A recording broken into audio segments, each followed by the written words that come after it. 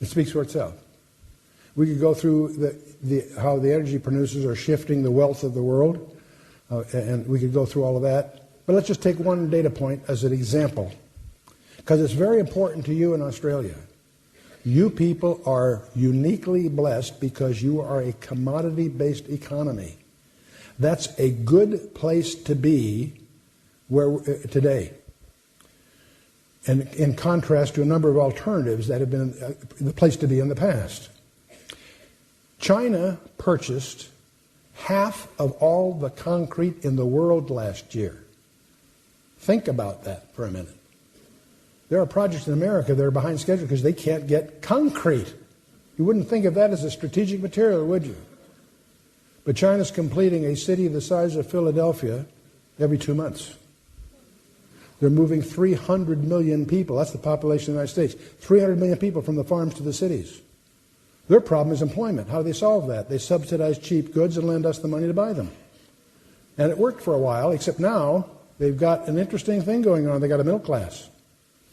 They have all kinds of what we call chuppies, Chinese yuppies. Young.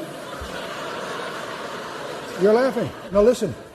These are young people with MBAs that are starting their own businesses funded by the government. The government's giving them startup money and encouraging them to start their own businesses. This is a communist country? Yes, in many ways, and yet they have a couple of interesting traditions in China. One is they are long-term thinkers. They're not day-to-day people like the Americans are, right? See, in America, the national game is poker. That's transaction to transaction. Do it to me now. No. The second thing is they're used to taking risks.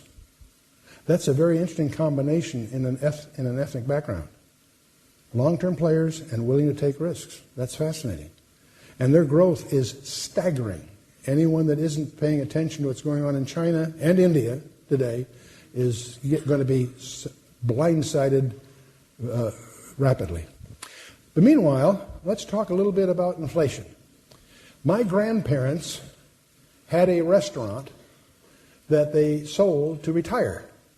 When the escrow opened, it was enough to retire. When the escrow closed, what they got was enough to buy a loaf of bread. In Germany in the 20s, food prices doubled every 49 hours. A loaf of bread in 1920 cost 1 mark. In 1923, 726 million marks.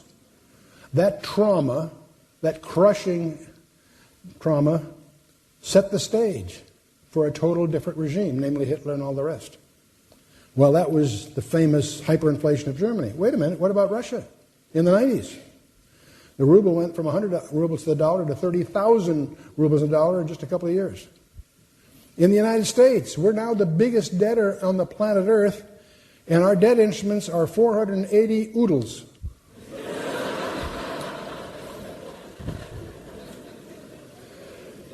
We need to understand that nations have life cycles.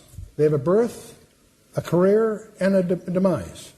It's been studied by great authors throughout history. Alexander Tyler back in the 1800s, 18th century, I should say. Edward Gibbon, Joad, Parkinson, Jim Black, When Nations Die, all that sort of thing.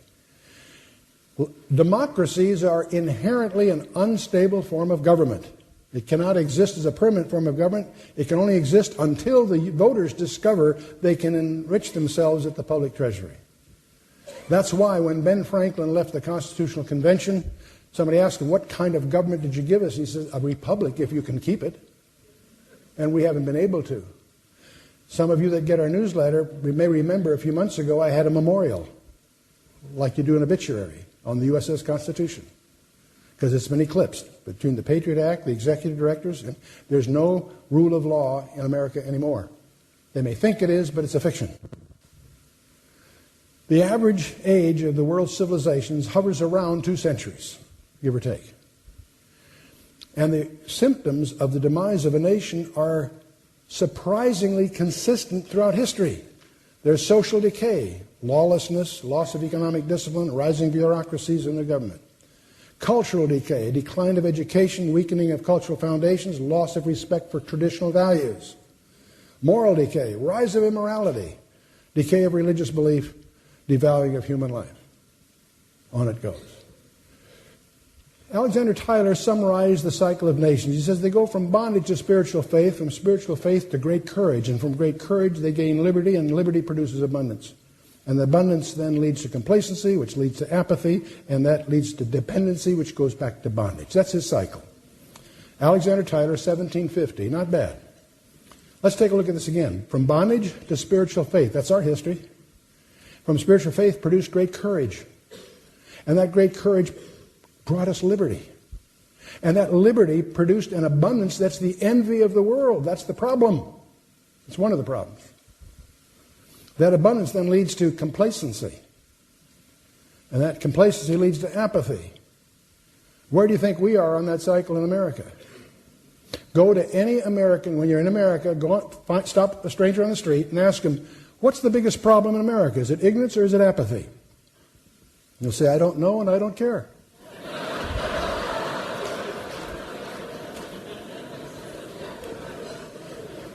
And that apathy will lead to dependency. So when Hillary promises health care for everybody, whatever, you got the picture. And that dependency, of course, leads back to bondage. Now, there's only one place that I'm aware of where this cycle was broken. This cycle was broken. And that was in the pagan capital of the world, a place called Nineveh. And God decreed that in 40 days, they're going to be history. Dust, over, kaput. 40 days from ground zero is where they were. God decreeing that. And he instructs Jonah to go give them that message. And Jonah was not excited about the assignment. He was a patriot. He knew that Nineveh was their enemy of Israel. He wanted them wiped out. Why should he go there and give them that message? He went the other way until God explained it to him a little more clearly. And then when he finally realizes he's got to go and do what God told him to do, he doesn't go there like John the Baptist, repent or else. No. He went through town and said, 40 days and you get yours. Missler translation. 40 days and comes destruction. That was his message. And when they repent and all that, and he pouts. The fourth chapter of Jonah, you wonder, what's that chapter doing there? He's on a hill, grumbling. I knew you were going to forgive him. Yeah. Now, there are 10 miracles in the book of Jonah. If you study the book of Jonah, you'll discover 10 miracles, actually. But the greatest miracle isn't the fish thing. The biggest miracle, in my opinion, in the entire Old Testament is when the king of Nineveh repented on speculation. No one told him to. But he reasoned, maybe if we repent, God might change his mind. So he did. He put sackcloth on the cattle. I mean, he really, from the king on down, he put the word out. And God did change his mind. Within those 40 days, God forgave. That's why Jonah was pouting in chapter 4. Okay? I want to give you a verse for tonight. I want you to carry this away as you think about the future of Australia. You're in great shape in Australia in many ways because you're a commodity-based country. Iron ore, uranium, you name it. You've got a chance of weathering the coming storm worldwide better than most. But that's not your main resource. Don't fall into that trap. Don't fall in the trap of Israel thinking that you're winning those military things because you're better than everybody else. Don't think you're going to win those things because you're dependent on the U.S. It's Yod-Heh-Vav-Heh that you better be focusing on if you're Israel.